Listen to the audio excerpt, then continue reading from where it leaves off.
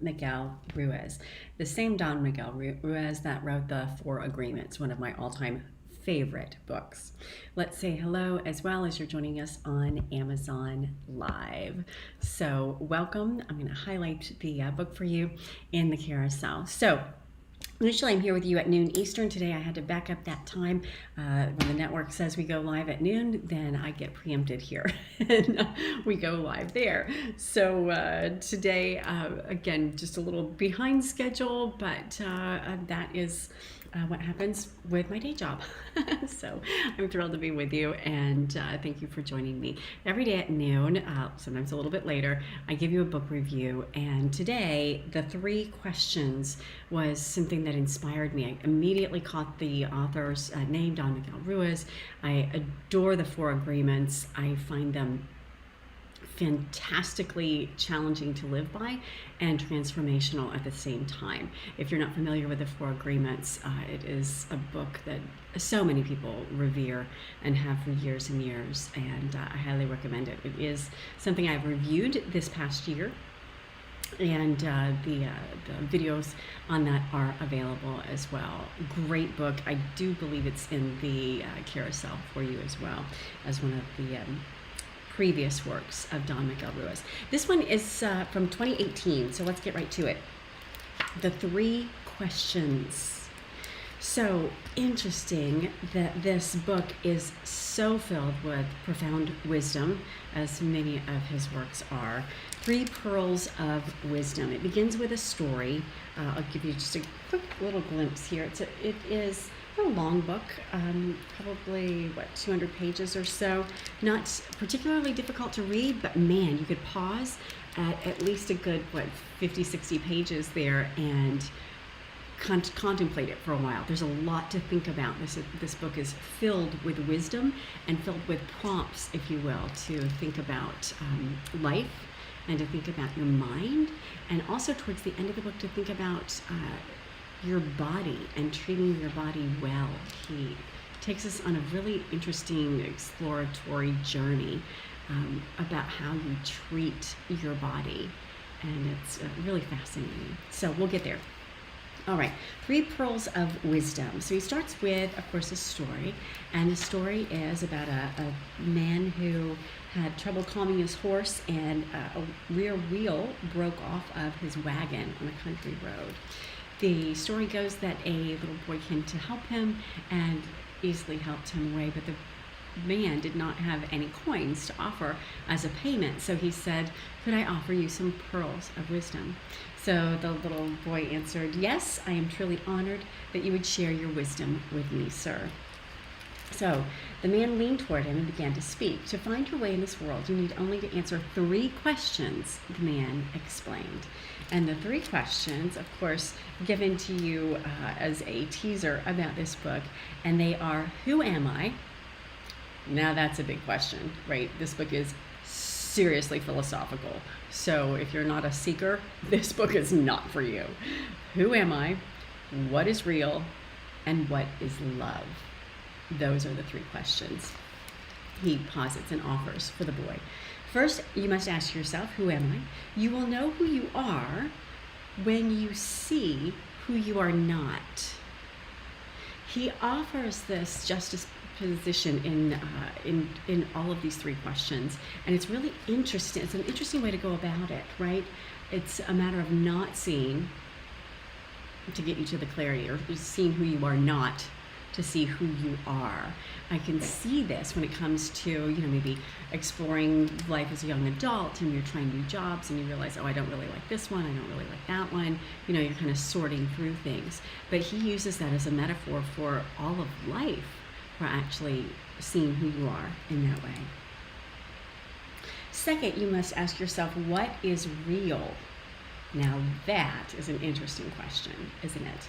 The book goes through this entire several chapters about how what we make up in our mind what is real, and we create these stories in our head about what is real, and that it's in some ways, he doesn't use the term, but a fallacy. There's our own dream, in his words. Second, what is real? You will know what is real when you accept what is not real. When you accept what is not real. If that doesn't make you pause, what is he talking about? It's so curious to me. Third, the man finished, you must ask yourself, what is love? You will know love when you realize what love is not. So it's interesting and super contemplative as you really have to parse down what he's talking about here on so many different levels. Opening the door is chapter number 2. Simple stories invite us to reflect on our own lives. In one way or another, they represent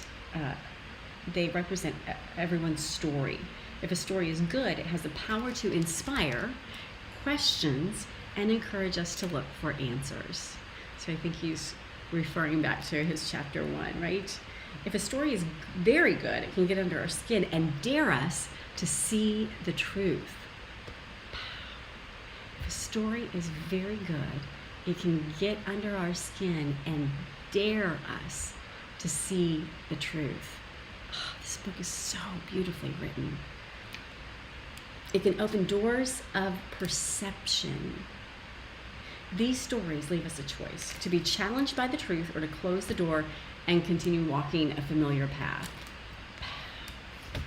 Right? It's like he's inviting us to say, interested in walking down this path? Really enticing. This book is for those who are willing to see the truth of themselves. How about that? This book is for those who are willing to see the truth of themselves. Not for themselves, of themselves. It is for those willing to ask what is real and to go through unfamiliar doors. So he makes no bones about it. This is serious, hardcore, soul-searching philosophy, like deep stuff. Life is eager to begin a new conversation with you. If you're willing to listen and change, your world can be transformed. I mean, so curious to me. We humans are today because of the way our nervous system has responded to light over millions of years. Our brains have become intricate, our capacities diverse, and our societies complex. We've certainly made our mark on this planet, he says.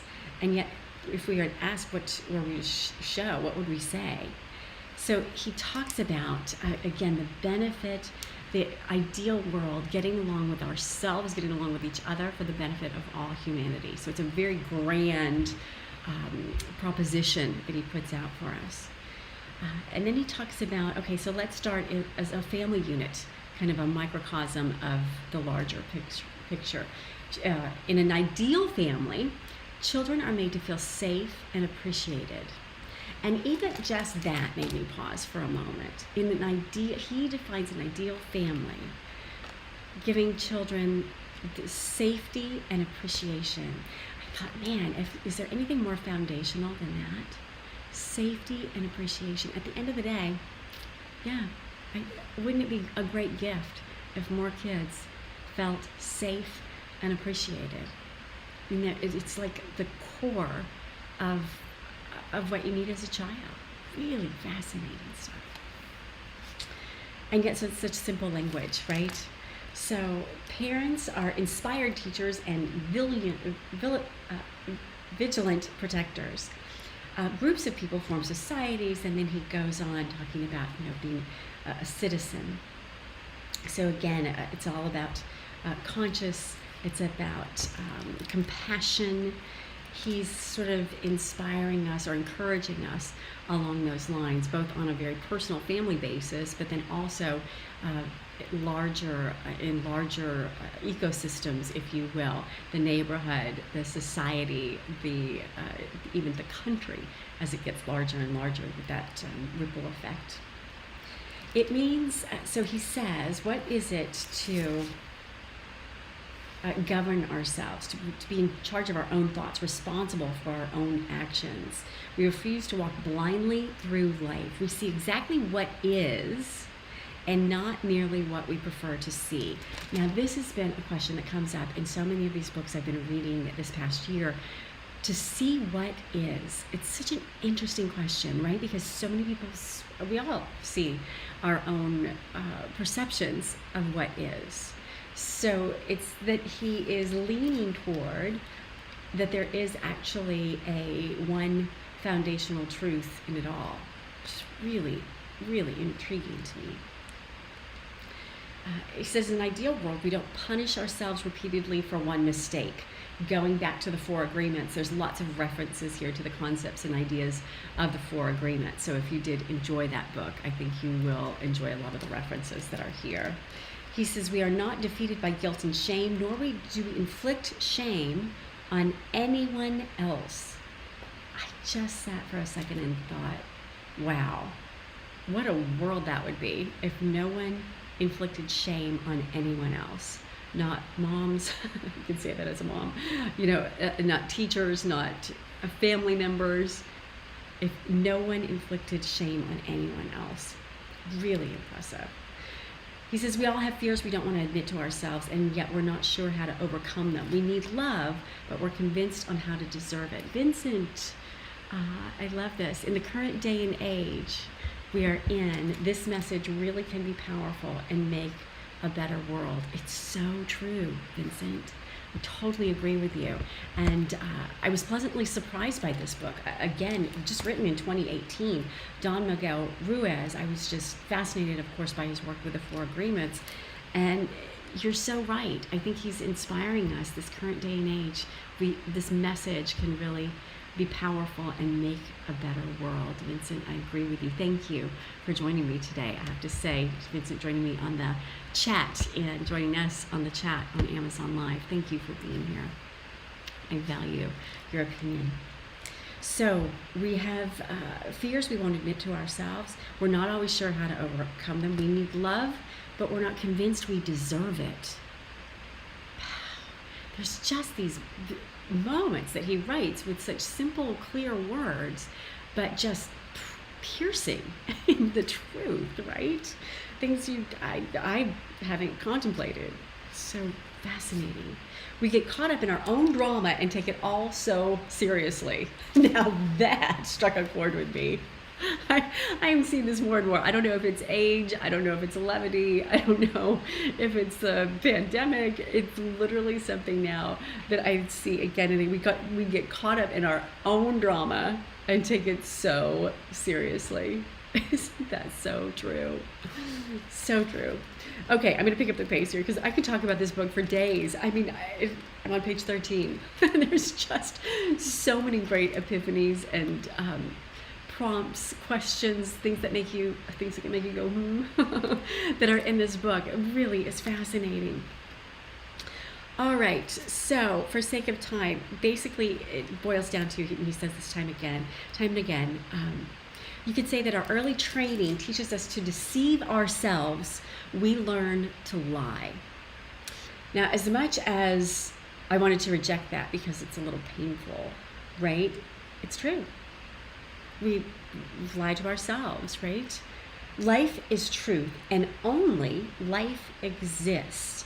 Now, he makes some pretty big assertions throughout the book that I have to say, I have to stop and pause and really contemplate. Life is truth, and only life exists. Really interesting. By using words to describe the truth, we automatically distort it. Now that is an interesting concept, right? That it really can't be contained in a box of language. Really fascinating. So he says, honest insights spoken plainly sound pretty shocking to adult ears. Honesty, authenticity, he says sometimes they're just thought to be childlike qualities because again, as adults, we sort of put layers on it according to him. And again, I'm summarizing and paraphrasing here. All right, the first pearl, who am I? You will know who you are when you see who you are not. Again, very deep to me because I usually don't think of starting a journey by defining what it's not, by hitting what the target isn't. But that's the language that he gives us here. Who am I? You will know who you are when you see who you are not. Really fascinating. All right, most of the stories about who you are come from things your parents told you, what you like, what you didn't like. By now you've formed a solid opinion of yourself, but consider what that opinion is based on. Really interesting here. I think most of us go through that, right, in some kind of young adulthood of, considering, where did my ideas come from? Are they my own? Did they come from inside of me? He says we are storytelling creatures, and telling a story is a good way to connect to other people. You probably don't put faith in fairy tales anymore, but you believe the story of your life. Most of us put a lot of faith in our version of reality. I mean, imagine if your life, your story that you were telling yourself, was your own fairy tale, and you believed it. Fascinating. Fascinating, too, to think, well, what if you don't like that story, and you just chose to believe another one? I think that's kind of what he's saying here. So, if we read our story out loud, we begin to see that it is all a work of fiction, a work of art. The story of our life is the story we tell ourselves, which is a story of fiction, which is a work of art. I love that. There's something fascinating about that. It's profound. The voice of me. Now, he goes on in the book, chapter after chapter, talking about me is the person you accept as your real self. But of course, he says that's not really you at all. It's your notion of you, of me. So you say me, mine, myself countless times in the course of an ordinary conversation. You might say things, this is important to me. Are you listening to me? What are you saying about me? Me is me. Me is everything you believe you are. Me is everything related to the character you forged out of core beliefs and countless experiences. The word me, simple pronoun, he says it has no meaning until we agree on what that meaning is. So just that alone, I mean, my gosh, you could sit for years and just think about what he's saying with that. The difference is that me comes with a lot of baggage, past memories, judgments, automatic assumptions. We put a lot of faith in our identity and expect it to matter to other people. That's interesting. We put a lot of faith in our identity and expect it to matter to other people. Really interesting. We tell riveting stories about ourselves, send photos to back up our stories. We celebrate me in so many ways, right? And now with social media, it's endless. Me doesn't refer to the body we occupy. Me doesn't describe the energy that moves through us. Me isn't a primal thing because we didn't even invent a self until we learned a language. Me didn't exist until we began to see a world through symbols in their meaning. In short, me doesn't refer to anything real. It refers to an image, an idea we have of ourselves that we've attempted to put into words. Now that's some heavy contemplation. So, he posits for us then, you are life, or the energy that made you a physical being. Life runs through your body to make it move, to love, to feel. Life and energy created your miraculous brain. Life is everything seen and unseen, only life exists. So just like in the previous chapter, only life exists. There's only life and infinite points of view. Now he's kind of getting to us. Like we each have different angles, viewpoints, visions, lenses that we see that through. Really fascinating. Hello, and thank you for joining me on Amazon Live. I see you there. I appreciate you being here. So everything created by life has a point of view, and your body is one. Your mind is one. Your human body develops according to its biological programming. He goes on, reality is everyone's personal creation. Reality is everyone's personal creation. Really. So I like to think that there is some sort of general basis for that upon which we all agree, right? But he's arguing that. When we think of it as a living work of art, we can modify the masterpiece as we go. Now that's cool. Not like it's just this and that's finite and done, but it's ever evolving and it's a masterpiece and a work of art. That's really cool. We can modify the masterpiece as we go. That's got to be the thought for the day. We can modify the masterpiece as we go. I just got to make another note on that one if I need any more sticky notes in here. Oh, love that. All right. Take a moment to consider how much importance you give to your rules and principles. It doesn't matter if they echo the principles of your parents, but think about your rules and principles. Think about the ideas that define you, the ideas that tell the world who you are. Really an interesting contemplation, isn't it? If you're an activist, a volunteer, a workaholic, what labels do you give to yourself? What does it remind me of? Nietzsche, if you label me, you negate me, right? There's so much more than just our descriptions. These may seem like admirable ways to describe yourself, but have they made your life easier? How much time do you spend explaining and defending your position, being superior? Really interesting. And then he goes on to say, to respect someone's right to an opinion is an act of love. We were just having this conversation last night. Colin just turned 22 and we were out having dinner. We were talking about how important it is to allow someone to have their opinion and not have to convince them to have another opinion, to let them argue the thoughts and justifications of that opinion without having to change it, and to have valid disagreements. Really fascinating. Okay, so he goes on to say, how many of us have tortured ourselves for again, all of these judgments about ourselves, eating too much, accomplishing too little, for just not being good enough. All of these stories, he says it's just a story. We all need to consider our actions. Is this response fair? Am I being respectful? Would I want to be treated this way? So respect, he says, is the solution to injustice. How about that? Really interesting. And then he talks about, I think, a hugely important principle. You can't give away what you don't have. We can't give what we don't have. So respect has to begin with us. Not all of us were taught self-respect in childhood. We may have not been encouraged to respect our bodies or the bodies of other human beings. Just as forgiveness is essential to bring healing to a country, it is also essential to a healthy mind.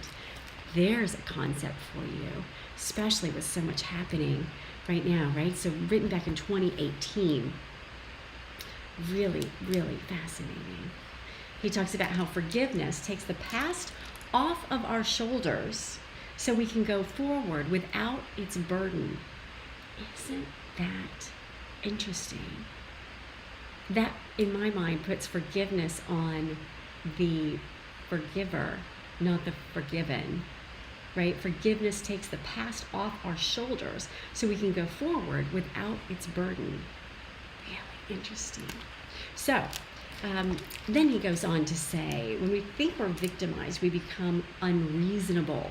When we're insecure, small battles grow into major conflicts. How fascinating is that? When we're insecure, small battles grow into major conflicts. Yeah. I just had to pause for a moment and just reflect on the things that I've defended simply because I was insecure about them. Really interesting. Spirit means life, and life is the truth of what we are. Our bodies feel the stress and anxiety we create by constantly being a victim or a judge, he says. So he goes on to talk about at any point we can modify the reflection so that it will better reflect the truth. At any point we can change the story that we're telling ourselves. I love this. So the first step is answering what is real. Our sense of reality starts to shift when we question what we believe. Really, really interesting, deep contemplation happening in this book. By the way, if you're just joining, I want to say welcome. We are giving a kind of overview of the 3 questions, a book by Miguel Ruiz. And I want to say thank you, whether you're joining me on Facebook or YouTube or here on Amazon Live. I've highlighted the book for you in the carousel. Life Under Tyranny. There's only one truth, energy. He posits in chapter number 10, there is only one truth, energy. Energy is the force that creates and sustains the universe. We use different words for life: truth, intent, love. They all point to the same thing. Energy is life. Really interesting. Matter is a copy of life. It is a copy of truth. Mind is a reflection of that truth. So really, if you're not ready for some deep contemplation, this book is not for you, because there's some really deep stuff in here. Reality isn't what we imagine. Reality isn't what we imagine it is in this moment. In fact, reality isn't what it seemed to be a minute ago. It will be something else in a minute from now, and an hour from now, and it won't stop changing. We'd like to think it's fixed, solid. We'd like our impression of reality to be everyone's impression. We like to feel safe knowing that the world is what we think it is, but impressions change, don't they? Everything is shifting, transforming, whether we notice or not. So simple, but so profound. The main character is also shifting constantly. So he talks about you're different than who you were as a toddler, or who you were as a teen, or who you were in your, whatever age you were. The person we think we are has changed over the years, and as we accumulated these experiences, we process new information. Every human sees reality a little differently, or a lot differently, from every other. Reality changes with our changing circumstances. Reality looks different according to where we're sitting, standing, or walking. If we take one step in any direction, our view of the world changes. Wow. So much wisdom in here. Crazy. All right, so for sake of time, I could just go on and on and on. Let's move this wagon along. So he talks about as long as the war continues in our own head, our relationship with others will be compromised. When we fail to get along with ourselves, our efforts to get along with other people will be frustrated. Really interesting. He talks about listening is essential. We need to listen to ourselves first. It's important to learn our mind's particular language. Even silently, it uses words to accuse and to demoralize. Interesting. It's your self-talk, right? He goes on, what an idiot, I'm such a dummy, I'm a freak. He says this is disrespecting yourself. It's not useful. So he said, what if you just gave yourself the compassion that you would give to a child or to a friend? Very interesting. Then he goes on to say, if we put faith in an idea, it will determine the way we think and behave. So again, questioning what we believe, realizing we put the power behind it based on our level of faith that we have in that idea, whether we even questioned whether we want to believe it or whether it's actually true for us. Then he goes on to say, nothing improves by continuing the conversation. He says, let's just slow down, stop blaming everyone else, and just put an end, he says, to our own bullying. Emotions aren't the problem. He says our thoughts are. That's interesting. To question your own thoughts. Emotions tell us the truth. Now that's interesting. Right? For me, this kind of flips a lot of the self-help or motivation movement kind of on its ear, because usually it was like, don't listen to your emotions, change your attitude, right? This is the opposite. Emotions aren't the problem, our thoughts are. Emotions tell us the truth about what's going on inside of us. When we feel anger, our pulse quickens, breathing becomes erratic, on and on and on. Emotions remind us that we're not loving ourselves. Isn't that interesting? Emotions remind us that we're not loving ourselves, and they let us know when we've traveled too far from the truth. Wow. So maybe that uncomfortable emotion is challenging you, saying you're doing something that's not congruent with your own truth. Really, really deep stuff. Take away our words, our preoccupations, and obsessive thought, and love is all that is left. What is love? Love is life's energy, creating more life all the time in infinite ways. He says emotion is the energy that our bodies create, and love is the sum of all of that emotion. Energy has no agenda, so no beginning, no end. Again, love is the energy, he says here. And unconditional love can seem intimidating at first. You may want to run from it. You may doubt its sincerity. You may wonder how it comes so naturally to children, but not to you. Really, really interesting. So now we're into the third pearl. And I have to encourage you, if you are into this type of work, page after page after page, you could sit in contemplation for hours with some of the questions that he is encouraging us to ask ourselves. He goes on with real love starts with us. It's never too late to discover the power of it in ourselves. What is love? Asking yourself, what is love? And open all of our senses to the answer. He says real love has nothing to do with vanity or self-importance. Self-love is not egotism. And then he goes on talking about the body is the love of your life. And he gives a really interesting journey about loving your body and likening it even to a pet that you might take care of, and you might, brush your dog and feed your dog and walk your dog. And he talks about, do you do those types of loving, caring actions for your own body as if it was a companion, if you will? It's really interesting to me. That's what I love about Don Miguel Ruiz writings. They inspire us to think about things we have never thought of before, right? So, love for humanity, he goes on, and it gets sort of, as you get deeper and deeper into the book, you get deeper and deeper into his contemplative thoughts here as he's inspiring us to think. The way back to self-love begins when the mind breaks its own spell. So a little bit of the language of the 4 agreements going into play here. Our beliefs act like a fortress defending us from new insights. I had to really think about that. Our beliefs act like a fortress defending us from letting anything new in. Isn't that an interesting symbolic sort of imagery? Our beliefs act like a fortress defending us from new insights. But beliefs are made out of, here's what's really cool, mist and fog. He says the fortress is made out of mist and fog. When there's nothing left to defend, truth is all there is.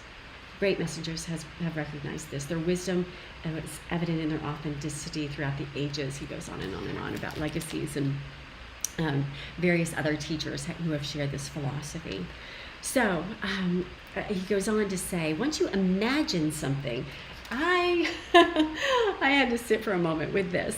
So last night, as we were celebrating Colin's 22nd birthday, he's a really big gamer, and he was talking about how he, in this world of gaming, has a learning that is happening, right? And I likened that conversation to what I read here. Once you imagine something, it's alive in a virtual landscape. Once you imagine it, it's alive in a virtual landscape. You read, you listen, and create a world to exist in. Now, these words and their meanings can be applied to your actions. If you choose, you can make ideas come to life in the world of people and places.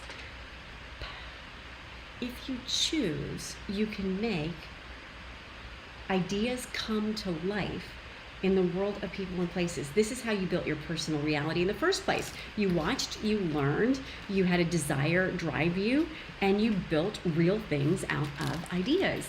It's like, wow, I guess I never thought about that, but it sure is true, isn't it? Like, before I wanted to have some lemon water in this cup, I thought I'd like to have some lemon water, and I went and picked the lemons off the tree, and I cut up the lemons, and right? It was all just imagination first, even something so simple as that. Anyway, so there's lots of contemplation in this book, clearly. So he says we've been using the power of imagination to define ourselves throughout our lives. We can use that power, again, in order to be the best possible person within the context of any dream. He says change is frequently the result of subtle realizations. Change is frequently the result of subtle realizations. You read a book, you see a movie. Suddenly your viewpoint awakens your curiosity. Something changes your viewpoint or awakens your curiosity. I think that's what he's trying to do in this book. Awaken our curiosity.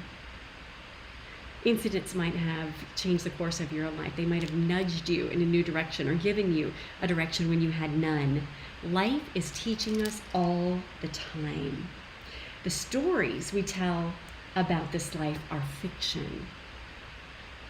How's that for a dagger?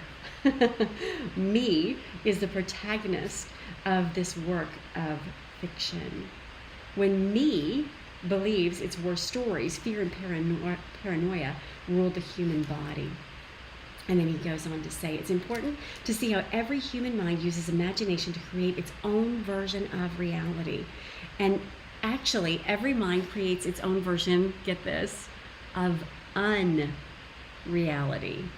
he said. Every mind creates its own virtual world. It can also recreate it.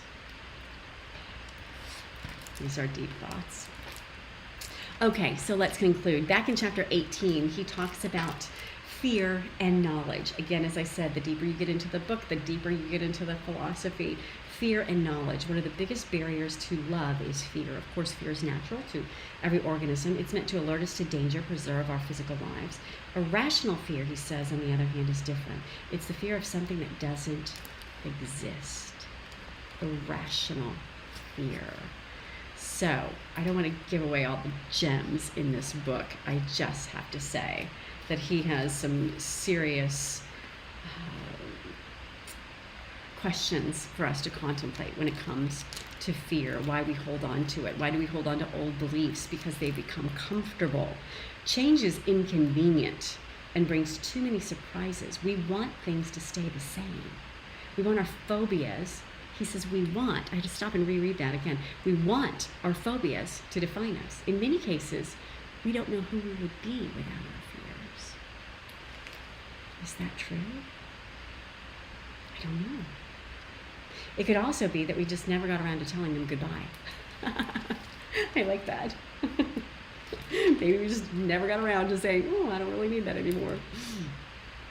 We can be a lot more honest with ourselves, for one. We can confess attachment to those fears. He says, fear, left unchallenged, controls our lives and leads our actions.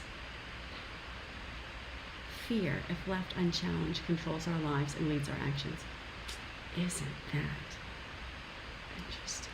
In most cases, we're afraid, he says, of our own reactions, and self-pity wins us no admiration. So, he talks about heartbreak. The thing people call heartbreak is the result of a head-on collision with the truth. Pow! How's that for insight? The thing people call heartbreak is the result of a head-on collision with the truth. This is a perfect opportunity for real awareness. It didn't turn out the way I'd imagined. How's that for clarity? We might say to ourselves, she's not the person I thought she was. A head-on collision with the truth. Wow. Nobody's to blame, whatever the drama.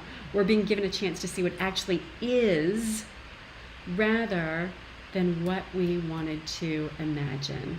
So many of the great teachers say this, right? To see what is. And it begs the question, then what is? Because if mine is different, yours is different, everyone's is different. To see what is. Deep, deep questions. Peace in our time. So there's a reason these pearls of wisdom follow important questions. Questions are invitations. They are preludes to action. They offer a chance to break through fears and barriers of accepted knowledge.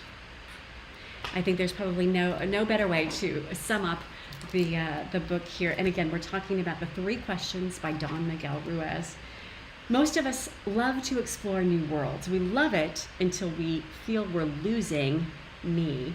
Some of us reach a point in our own spiritual excursions where we don't recognize ourselves anymore. That's when we get scared and end the whole adventure. We give up. We get a little tipsy and return to the party. If we're willing to keep going, that's when the real adventure begins.